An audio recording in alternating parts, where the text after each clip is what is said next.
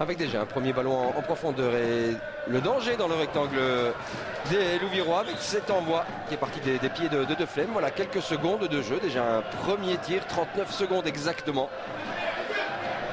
Et déjà la réaction louviéroise avec un bon centre, c'est un tout petit peu long et ça passe juste à côté. Eh bien voilà, ça ne traîne pas dans cette rencontre. On est rentré immédiatement dans le vif du sujet. C'était l'Empereur qui avait reçu ce ballon au second poteau. Bombard de la tête au duel. Le jeu au sol de la Louvière avec Fileccia. L'Empereur qui cherche la profondeur, en l'occurrence Pinto. Attention à cette mauvaise remise là de la défense des Sucriers avec Dangala maintenant qui est servi sur la droite. Ça, on peut peut-être en profiter. Oui, il y a un drapeau qui se lève, une faute de main. Alors c'est une position de hors-jeu apparemment. Voilà, tout le monde s'est levé ici en tribune. C'est une position de hors-jeu qui est signalée, mais enfin c'est quand même assez douteux cela. Interception d'Ndiaye. Poursuit son effort, mais il est stoppé là sur sa lancée. Avec le ballon maintenant sur la droite, le centre de Fileccia. Il est bon, c'est but ça, voilà. Ça y est, 14 minutes 20 de jeu avant le quart d'heure, donc la Louvière qui ouvre le score. C'est Pinto qui met cela au fond malgré l'intervention de Kevin De Wolf. Et dire que tout était parti au départ de cette sortie de défense du capitaine louviérois qui a montré l'exemple, Yacouba Ndiaye. Ballon qui est arrivé sur la droite avec le centre impeccable de Fileccia. Marquage un peu approximatif dans la défense des Sucriers. Et le coup de tête vraiment rageur qui va au fond du but. La Louvière qui mène donc 0-1 après moins de 15 minutes. La réaction maintenant du côté de Tir-le-Mont avec cette bonne balle en profondeur. Le centre va surmonter toute la défense et il y a Grisé à la réception. Grisé qui ne chipote pas, qui relance devant. Cette balle ne va pas sortir. Il y a moyen de jouer cela intelligemment du côté louviérois avec l'Empereur. L'Empereur qui poursuit son effort, qui rentre dans le jeu. Et le bon appel de Dangala, peut-être déjà le chaos dans ce match. Le centre au second poteau, la remise de Fileccia qui a frappé finalement. Très bonne intervention de Kevin De Wolf qui a réduit l'angle à son premier poteau là. Équipe de Sébastien Grandjean très dangereuse ce soir en reconversion offensive.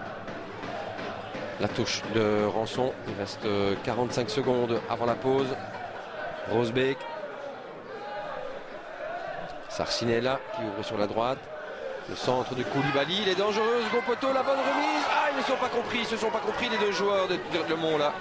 Daniels qui se retourne là vers le public en se disant mais comment on a pu louper cette occasion. Et voilà, juste quelques secondes avant la pause, on est passé tout près de l'égalisation avec ce très bon centre de Koulibaly. Je pensais que là, le joueur sur la droite, je pense que c'était Demol qui voulait remiser de la tête ou la mettre directement dans le but. À mon avis, il a hésité, d'où cette imprécision.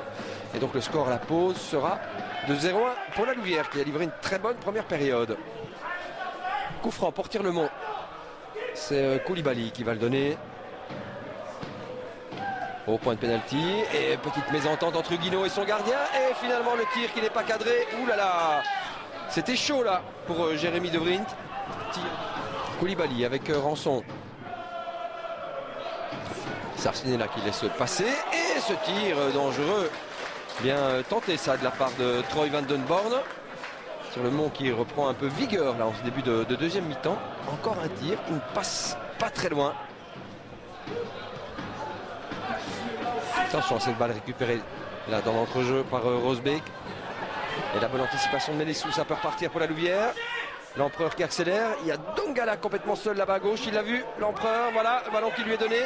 Ça c'est la balle du chaos. Bien fait de la part de Dangala et c'est 2-0. Après pratiquement 12 minutes de jeu en deuxième mi-temps. Mais vraiment ce soir, moi personnellement vraiment je suis impressionné par la force de reconversion offensive de ces loups-là. Ça part très vite de l'arrière. Ça joue précis. Le bon choix, la bonne passe. Dangala tout seul qui a fait le reste. Avec beaucoup de sang-froid d'ailleurs et qui place ce ballon à la gauche du gardien. La Louvière qui mène donc 0-2 ici après moins d'un quart d'heure en seconde mi-temps. Koulibaly.